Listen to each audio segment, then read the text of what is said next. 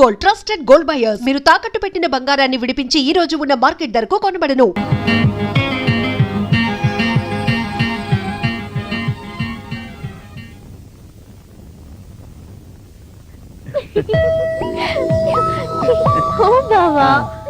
పొద్దు నుంచి ఏడ్చావు. ఇంకా 3 బ్యాలెన్స్ ఉన్నాయి. అవుట్ ఇచ్చామా? ఇచ్చే లోకల్ కిస్ కాదమ్మా, ఫారెన్ కిస్ కావాలి. పాండు, నువ్వు సైలెంట్ గా మేడం వెళ్ళిపో, నీ వెనకే నేను వచ్చేస్తాను.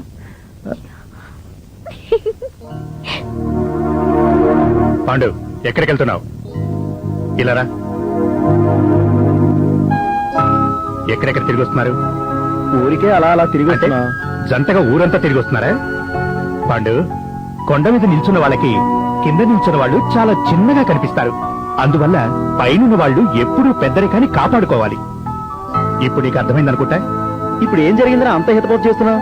మీరు తప్పు చేశారని చెప్పట్లేదు, మీ గురించి ఎవరు తప్పుగా మాట్లాడకూడదని చెప్తున్నా. నాన్న, నువ్వు నన్ను తప్పుగా అర్థం చేసుకుంటున్నావు. లేదు పాండు, నువ్వేమనుకుంటున్నావంటే రేపు పెళ్లి చేసుకోబోయే మీ అత్త కూతురే కదా అనుకుంటున్నావు. ఇలా చూడు పాండు, మెళ్ళో 3 ముళ్ళు పడ్డాక మీరిద్దరూ ఎక్కడికైనా వెళ్లొచ్చు రావచ్చు. మిమ్మల్ని ఎవరు అడుగుతారు? ఏంటి నన్ను నువ్వు అంటుంది? అది కాదు పాండు, మనం ఏం చేసినా ఎదుటి వాళ్ళు మనల్ని చెయ్యెత్తి చూపించకూడదు. ఎందుకంటే మన జమీందారీ వంశం కట్టుబాట్లు ఎక్కువ. అందులోనూ పెళ్ళంటే జాతకాలు కుదరాలి, కాలం కలిసి రావాలి. అప్పుడే అత్త కూతురైనా పెళ్లి చేసుకోగలవు. అది నువ్వు అర్థం చేసుకో. నానా, ఇన్నాళ్ళు సైలెంట్ గా ఉండి ఇప్పుడు జాతకాలు అవి ఇవి అంటే ఎలా నానా? అది కాదు పాండు. నానా, నేను ఎదురు తిరుగుతున్నాను అనుకోపోతే ఈ జమీందారులని, అంతస్తులని, ఆడంబరాలని ఇవన్నీ మీతోనే పోనివ్వండి. నన్ను స్వేచ్ఛగా బతకనివ్వండి నానా. జాతకాలు కలిసినా కలవకపోయినా సౌందర్యే నా భార్య, సరేనా? పాండు, అరే పాండు, చెబితే అర్థం చేసుకో.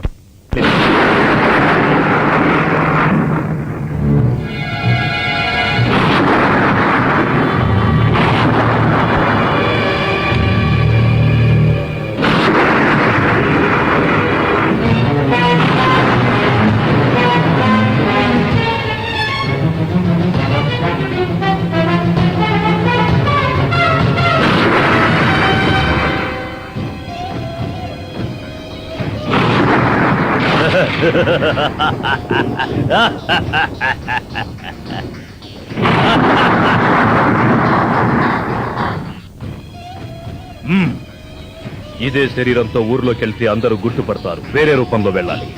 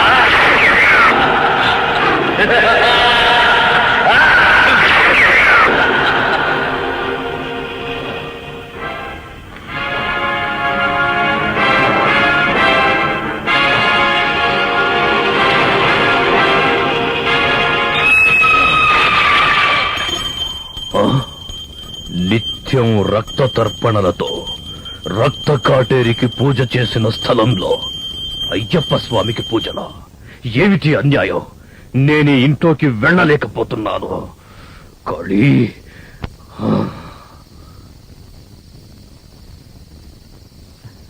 అమ్మా జగజ్జనని రక్షించు తల్లి. వేణు, నువ్వు చేస్తోంది ఏమైనా బాగుందా చెప్పు. 2 రోజుల నుంచి అసలు కనిపించడం లేదు. ఎక్కడికి వెళ్తున్నావు, ఏం చేస్తున్నావు? నాకేం అర్థం కావట్లేదురా. ఊరంతా దుష్టశక్తులు సంచరిస్తున్నాయి. నిన్నెక్కడికి వెళ్ళొద్దని చెప్పాను కదా. నీకేమైనా జరిగితే దాన్ని భరించే శక్తి నాకు లేదు వేణు. నాన్న, మీరు బాధపడడంలో అర్థం ఉంది నాన్న. చుట్టుపక్కల గ్రామాల్లో దెయ్యాలు పిశాచాలు మనుషుల ప్రాణాలు తీస్తున్నాయని మీరు నాకు చెప్పారు, కానీ అది నేను నమ్మలేదు. కానీ రాత్రి ఆ పిశాచంతో నేను ఎదురుపడి పోరాడాను. ఏంటి నువ్వు చెప్పేది? నాతో అది పోరాడి గెలవలేక అది మాయమైపోయింది నాన్న. అందువల్ల మీరు చెప్పింది ఖచ్చితంగా నిజమని నమ్ముతున్నాను. అంటే రాత్రి నువ్వు వెళ్ళింది దెయ్యాల దెబ్బక? అవునా? అలా అయితే కాళీముత్తు సమాధి నుంచి బయటికి వచ్చేసాడా? నాకేమీ అర్థం కావటం లేదు. గోవిందు, ఇలా స్వామి, నువ్వు వెంటనే వెళ్లి పార తీసుకుని త్వరగా రా. మనం ఇప్పుడే గుడి దగ్గరికి వెళ్లి కాళీముత్తు సమాధిని తవ్వి చూడాలి. త్వరగా రా. రా బాబు.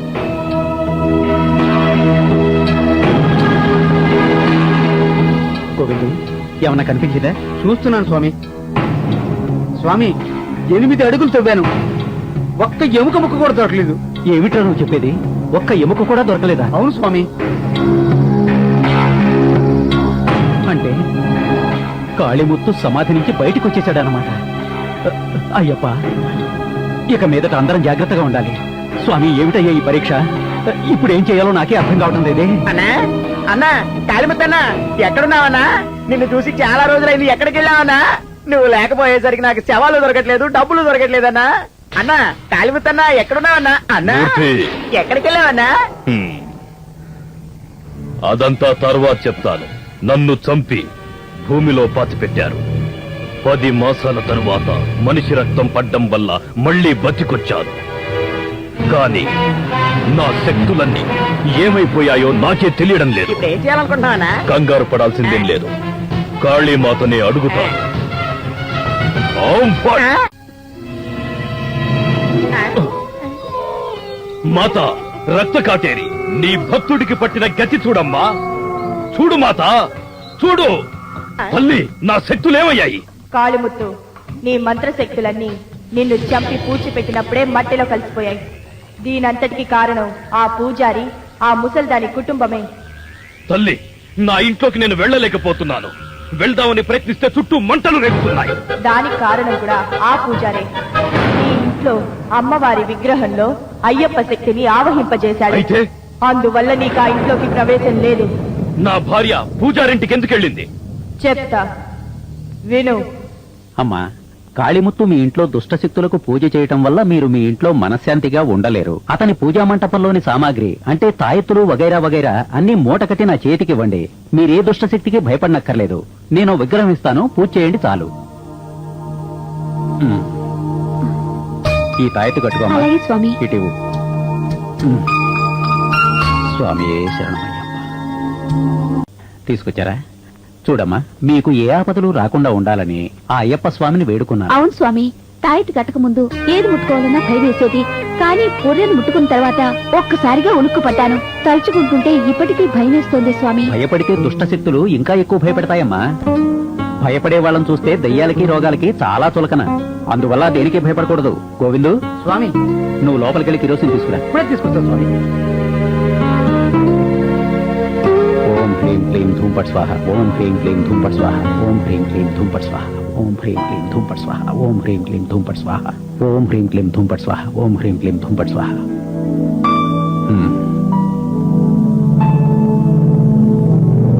ఈ మూట కింద పెట్టమ్మా. నీ కష్టాలన్నీ తొలగిపోవాలని దేవుణ్ణి వేడుకోమ్మా. ఇదిగోండి స్వామి.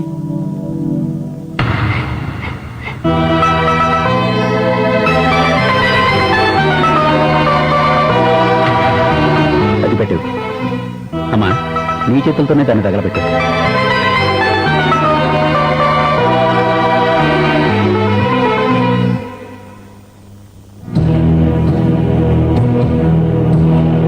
అమ్మా, ఇది కాలిపోయిన తరువాత మీరు ఇళ్లకి వెళ్లి తలస్నానం చేసి అయ్యప్ప పూజ చేయండి. రేపటి నుంచి మీకు మంచే జరుగుతుంది. నువ్వేం చేస్తావంటే చెప్పండి స్వామి. ఈ బూడిదను తీసుకెళ్లి కాలువలో కలిపి అక్కడే స్నానం చేసి ఇక్కడికి రా. అలాగే స్వామి. నీ శక్తులన్నీ వాళ్ళు గంగలో కలిపేయడం వల్ల నువ్వు ఆ ఇంట్లోకి ప్రవేశించలేవు. అలా అయితే పోయిన నా మంత్రశక్తులన్నీ తిరిగి రావడానికి నేనేం చెయ్యాలి? కాళీమాతను పూజించు. 7 వారాలు కఠిన తపస్సు చెయ్యి. అలాగా? నీ ప్రాణం ఇవ్వడానికైనా సిద్ధంగా ఉండు. అమ్మా, నేను చెప్పింది జాగ్రత్తగా చెయ్యి. తల్లి, తల్లి మహాకాళి!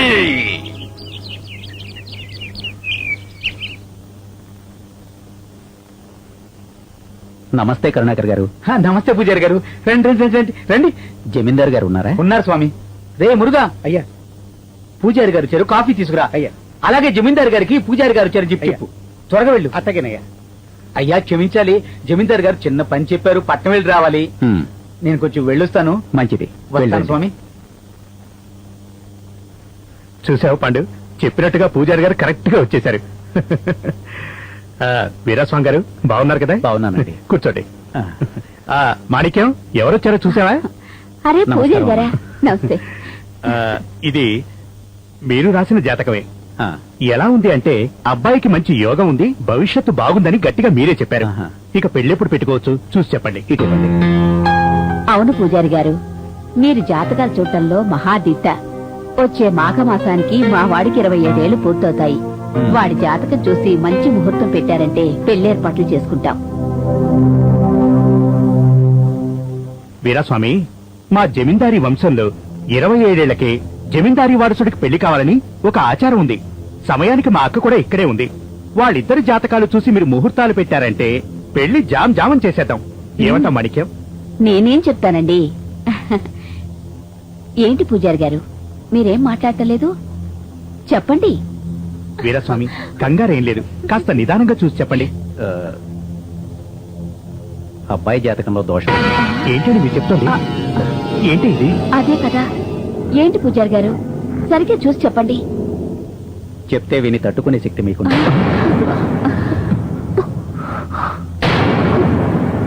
మంచిని చెడుని సమానంగా తీసుకోమని చెప్పడం మీ వంశంలో పదవిలోకి వచ్చేటప్పుడు పెద్దవాళ్లు చెప్పడం పరిపాటి. అందువల్ల నేను చెప్పేది విని తట్టుకోగలరని భావిస్తాను. మంచి విషయాలు ఎన్నో చెప్పి మిమ్మల్ని సంతోష పెట్టగలిగిన నాకు ఇలాంటి దుర్వార్త చెప్పాలంటే చాలా బాధగా ఉంది. అయినా చెప్పక తప్పదు. చిన్నబాబుకి శని వక్రదృష్టితో చూస్తూ ఉండటం వల్ల ఖచ్చితంగా మరణం సంభవించేది. ఏమంటున్నారు పూజారి గారు? ఏంటి వీరస్వామి మీరు చెప్తోంది? ఏమంటున్నారు మీరు? 1కి 2 సార్లు బాగా చూసి చెప్పండి. ఇంకోసారి చూడండి. నన్ను మన్నించండి. చిన్నబాబుకి బ్రహ్మ రాసిన రాత అంతే.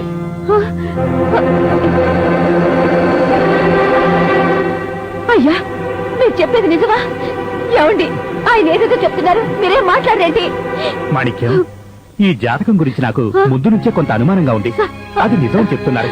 తట్టుకోలేని కష్టం ఒకటి వస్తే భరించాల్సిందే కదా. మీరు ఇలా మాట్లాడితే ఎలాగండి? నువ్వు కాస్త ఓర్పుగా ఉండు. ఇంకా ఏమేం చెప్తారో విందాం. ఓర్పుగా ఉండాలా? మన అబ్బాయి అండి, మీరేమంటున్నారు? ఉండు ఉండు. వీరస్వామి, పాండుకి ఇలాంటి గండ ఉందని నాకు బాగా తెలుసు. దానికి పరిహారం చేసే బాధ్యత మీ చేతుల్లో ఉంది. ప్రతి సమస్యకి ఒక పరిష్కారం ఉన్నట్టు ఈ సమస్య కూడా ఒక పరిష్కారం ఉండొచ్చు. అందువల్ల దీన్ని ఎలా పరిష్కరించాలో చూస్తాను. అంతవరకు శాంతం వహించండి.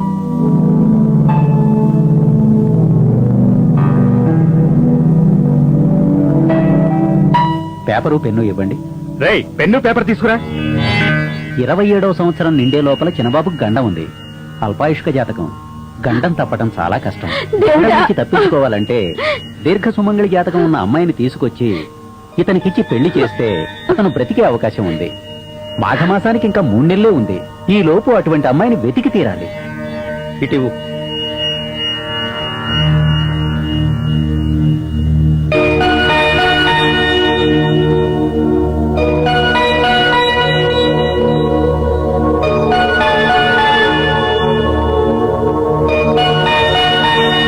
ఇది దీర్ఘ సుమంగళి జాతకం. ఇందులో ఉన్న రాశి, నాడి, నక్షత్రం, లగ్నం, గ్రహమైతే ఉన్న అమ్మాయిని వెతకండి. అలాంటి అమ్మాయి దొరికితే నాకు తెలియజేయండి. నేనొచ్చి మంచి ముహూర్తంలో పెళ్లి జరిపిస్తాను. మీరేమి కంగారు పడకండి. సరే, నేను వస్తాను.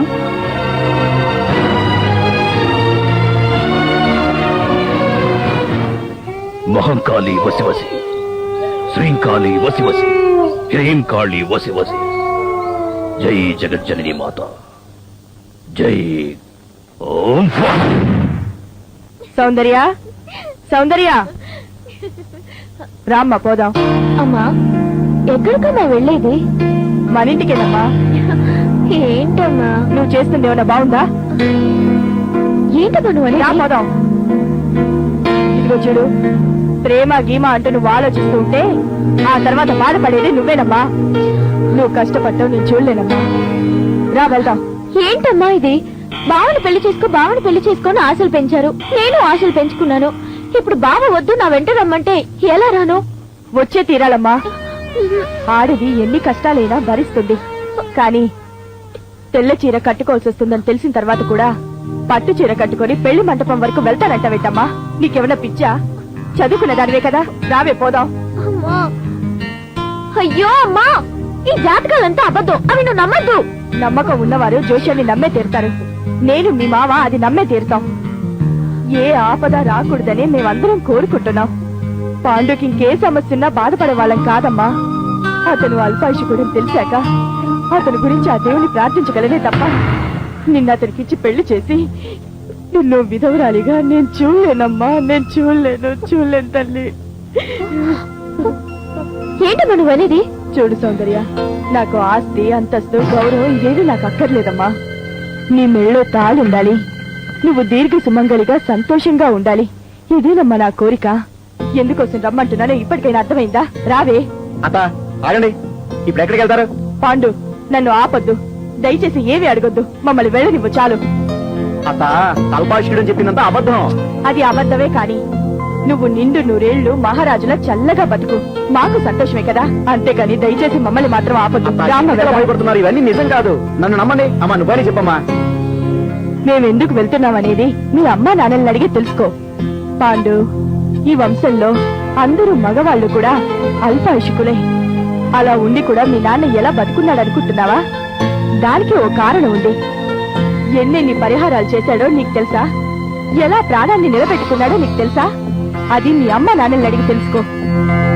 అమ్మా నాన్నలు అడిగి తెలుసుకోవాల్సిన అవసరం నాకు లేదు. ప్రేమించుకునే వాళ్ళు ఎవరు కూడా అమ్మా నాన్నలు అడిగి ప్రేమించుకోవట్లేదు. అంతేకాదు జాతకాలను చూసి కట్నాలను చూసి పెళ్లి చేసుకోవాలనుకుంటే ఈ ప్రేమలు ఉండవు, పెళ్లిళ్ళు ఉండవు. ఇదిగో చూడు, నీ మనసులో నువ్వు 1000 కోరికల్ని నింపుకొని ఉండొచ్చు, కానీ దానికి జాతకాలు కలిసి రాలేదే. నన్ను నీ అమ్మా నాన్నల్ని నువ్వు సమాధాన పరచొచ్చేవో కానీ నువ్వు అల్పాయుషుకుడు అన్నది మాత్రం నిజం పండు. నీకు సౌందర్యకి పెళ్లి చేయడానికి నా మనసు ఏ మాత్రం ఒప్పుకోవట్లేదు. నన్ను తప్పుగా అర్థం చేసుకోకు, నన్ను మన్నించు పండు. తమ్ముడు, ఇంతకన్నా వేరే మార్గం కనిపించలేదు, నన్ను మన్నించు. వస్తానమ్మా, వస్తాను తమ్ముడు. రామ్మా. అమ్మా వద్దమ్మా, రా బాబా, రావే.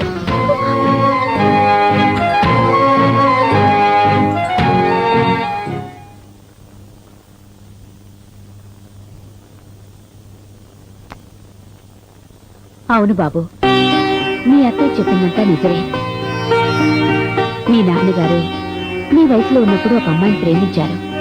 ఆ అమ్మాయిని పెళ్లి చేసుకోవాలనుకున్నారు. ఆయన జాతకంలో అల్పాయుష్ ఉందని తెలిసింది. అందుకని మాంగళ్య భాగ్యం ఉన్న నన్ను ఆయనకిచ్చి పెళ్లి చేశారు. ముందు మేము ఇబ్బంది పడ్డాం, తర్వాత అన్నీ సర్దుకున్నాయి. మేమిప్పుడు సంతోషంగా ఉన్నాం. అంతా మంచి జరుగుతుంది. నువ్వు ఈ పెళ్లి ఒప్పుకో.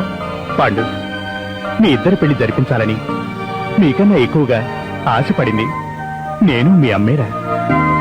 నీ ప్రేమ చచ్చిపోయినా పర్వాలేదు కానీ నువ్వు బతుకుండాలా, అదేరా మా కోరిక. నువ్వు అర్థం చేసుకుంటే చాలు.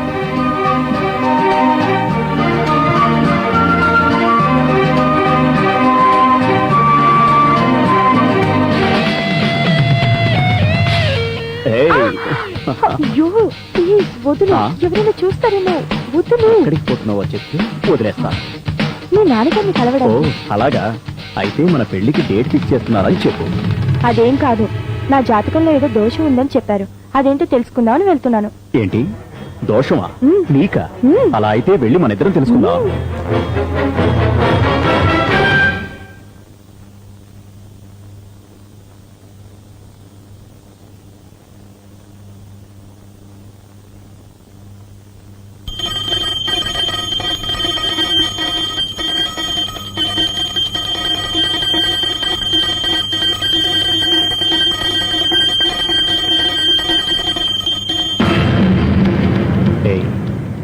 అక్కడ చూడు. అయ్యప్ప, అమ్మా, ఈమె జాతకంలో చాలా దోషాలు. ఏ విధంగా చూసినా బాగాలేదు. పైగా నాగదోషం ఉంది. ఈ అమ్మాయికి పెళ్లి చేస్తే పెళ్ళైన మొదటి రాత్రే ఈమె భర్త చనిపోతాడు. భర్త చనిపోతారా? ఏమిటి స్వామి ఇలా చెప్తున్నారు? ఉన్నదే చెప్తున్నానమ్మా. జాతకం ప్రకారం 2 పెళ్లిళ్లున్నాయి. మొదటి భర్త చనిపోయాక రెండో భర్తతో జీవించాలని రాసింది. ఏం చేయమంటావు? వద్దమ్మా, ఏడవకమ్మా. నువ్వు తీసుకొచ్చిన జాతకం అలా ఉంటే నన్నేం చేయమంటావు? ఏమిటి స్వామి, అన్నీ తెలిసి మీరే ఇలా అంటే ఎలా? మా చెల్లెలకి కొత్త జీవితాన్ని ప్రసాదించండి స్వామి. స్వామియే శరణమయ్యప్ప. సరే, నేను చెప్పినట్టు చేయండి. ఆ, రేపు శ్రావణ శుక్రవారం నువ్వు బజారుకి వెళ్ళి ఓ ముహూర్తం చీర, ఓ తాళిబొట్టు తీసుకురా. రేపు రాత్రి సరిగ్గా 9 గంటలకి ఆ అమ్మాయిని పెళ్లి కూతురులా అలంకరించి నువ్వే ఆ అమ్మాయి మెడలో 3 ముళ్ళు వేయి. సరేనా? ఆ, తరువాత సరిగ్గా 10 గంటలకి ఆ అమ్మాయిని బాగా అలంకరించి శోభనం గదిలోకి తీసుకెళ్ళు. ఆ గదిలో సరిగ్గా 12 గంటలకి అలారం మోగేట్టు ఓ గడియారాన్ని పెట్టండి. ఒక పిండి బొమ్మని గోవిందుతో పంపిస్తాను. ఆ పిండి బొమ్మ చూసి నువ్వు భయపడకూడదు. ఆమె ఎంతో ధైర్యంగా పిండి బొమ్మను తన భర్తగా ఊహించుకుని దానితో కలిసి మనుషుల్లాగే ఆనందంగా గడపాలి. అది ఎప్పుడు ఏం చేయాలనేది ఆ అమ్మాయికి వివరంగా చెప్పమ్మా. కొద్దిసేపటి తర్వాత పక్కకి తిరిగి పడుకోవాలి. సరిగ్గా 12 గంటలకి అలారం మోగ్గానే అయ్యో నా మొగుడు చనిపోయాడు, నా మొగుడు చనిపోయాడు అంటూ అరవాలి, కేకలు పెట్టాలి, గొడవ చెయ్యాలి. ఆ శబ్దం వినగానే నువ్వు లోపలికెళ్ళి ఆ అమ్మాయి గాజులు పగలగొట్టి తాళి తీసేసి చెలకి మూలన కూర్చోబెట్టాలి. ఆ పిండి బొమ్మను తీసుకెళ్లి కాలవలో కలిపేసేయాలి. ఈ కార్యక్రమాలన్నీ ఆమె నిర్విఘ్నంగా పూర్తి చేసినట్లయితే ఆమె దోషాలు పోతాయి. మరుసటి రోజు 5 గంటల వరకు ఆమె అన్నాహారాలు మాని విధవలా ఒక మూలన కూర్చోవాలి. ఇదంతా సరిగా చేస్తారా? చేస్తాం. సరే, మీరు వెళ్ళండి. ఇతని చేత పిండి బొమ్మను పంపిస్తాను. మీరు ధైర్యంగా వెళ్ళండి, అంతా మంచి జరుగుతుంది. స్వామి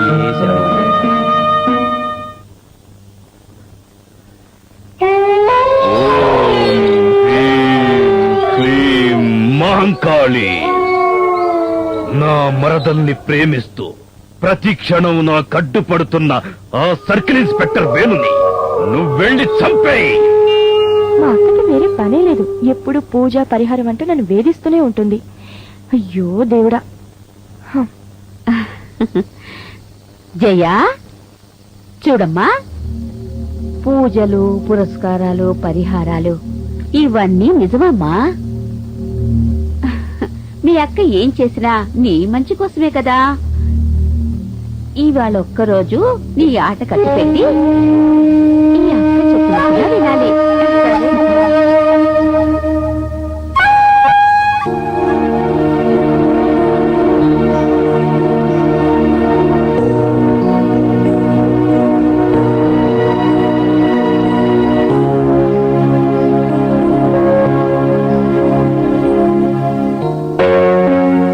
ఏంటి చూస్తున్నావు? దండం పెట్టుకో.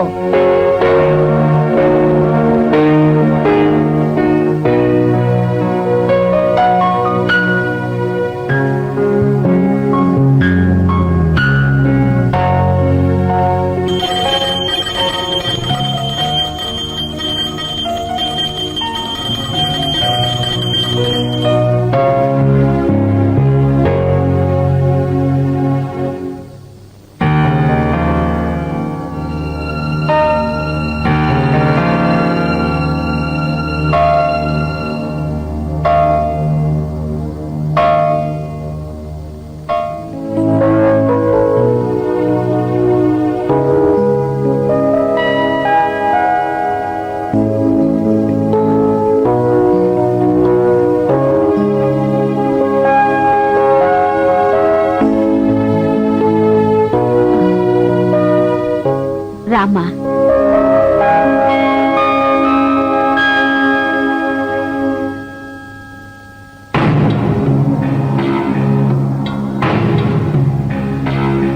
ఏంటక్క ఇది? ఏంటిది? ఇదేనమ్మా పరిహారం. దోషం పోవాలంటే ఇలా చేయమని పూజారి గారు చెప్పారు. శోభనం అంటే ఏంటనేది నేను చెప్తాను. ఇలా రా.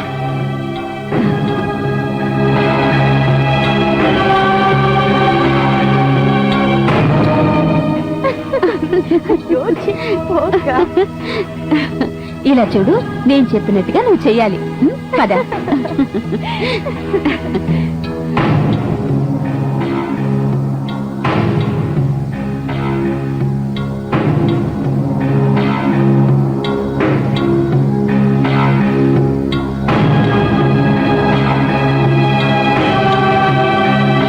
చూడండమ్మా, స్వామీజీ చెప్పిన విధంగా పిండి బొమ్మను తీసుకొచ్చి ఇక్కడ పెట్టాను.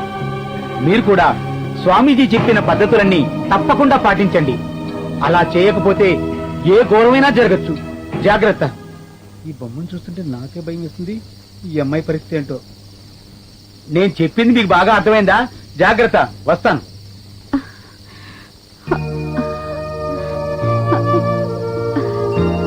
ఏంటక్క ఇదంతా?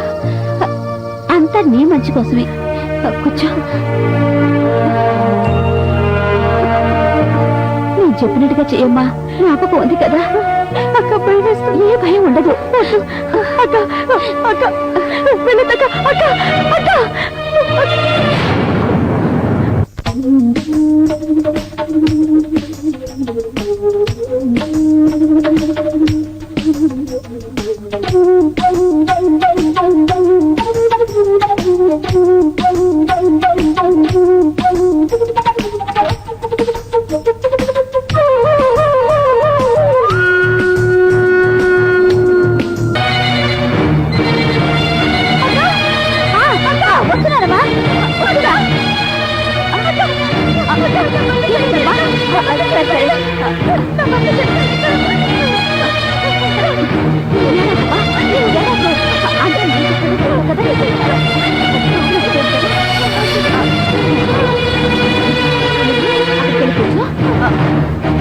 సరే, నేను వెళ్ళి మమ్మల్ని కాలంలో పడేసి వస్తాను.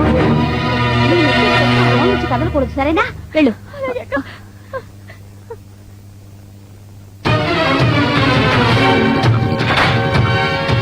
చంపే తల్లి, చంపే.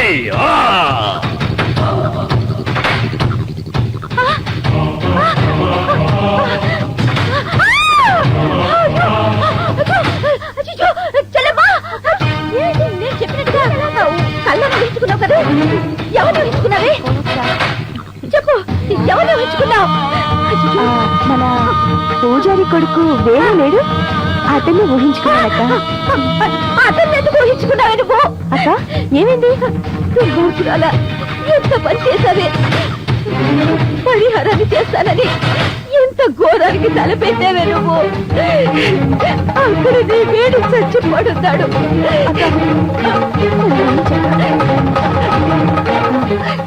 నేను పూజారి కొడుకు వేణు ఒకరికొకళ్ళ ప్రాణానికి ప్రాణంగా ప్రేమించుకున్నాం. అది నీ దగ్గర చెప్పే లోపే ఇదంతా జరిగింది. ఇప్పుడు చెప్పే ప్రయోజనం అక్క, అతను ఎలాగైనా కావాలక్క. అయ్యో, ఎంత పాపానికి ఏంటక్క చెప్తున్నావు? ఆయనకి నా మొహం ఎలా చూపించమంటావు? ఏదైనా అడిగితే నా దగ్గర సమాధానం లేదే. అతను బ్రతకాలంటే ఆ పూజారి వల్ల మాత్రమే అవుతుంది.